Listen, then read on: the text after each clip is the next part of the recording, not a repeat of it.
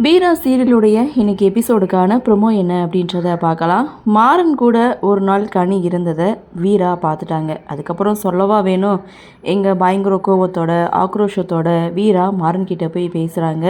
உன்னால தான் நாங்கள் இந்த நிலமையில் இருக்கிறோம் அப்படின்ட்டும், உன்னால தான் இந்த குடும்பமே சிதைஞ்சு போச்சு, என் அக்காவுக்கு நடந்த மாதிரி கனிக்கும் நடந்துருமோன்னு எனக்கு பயமாக இருக்குது, தயவு செய்து எங்களை விட்டு போயிரு அப்படின்ட்டும், என் மேலே அன்பு இருக்குது, பாசம் இருக்குது, காதல் இருக்குன்னு சொல்வேன்ல, ஸோ அதில் துளி அளவு இருந்தால் கூட இனிமேல் கனி பக்கம் நீ வரவே கூடாதுன்னு இங்கே ரொம்ப ஸ்ட்ராங்காக எச்சரிக்கிறாங்க வீரா. ஸோ மாறன் பார்த்திங்கன்னா எதுவுமே பேசலை, சைலண்ட்டாக நின்றுட்டுருக்காரு.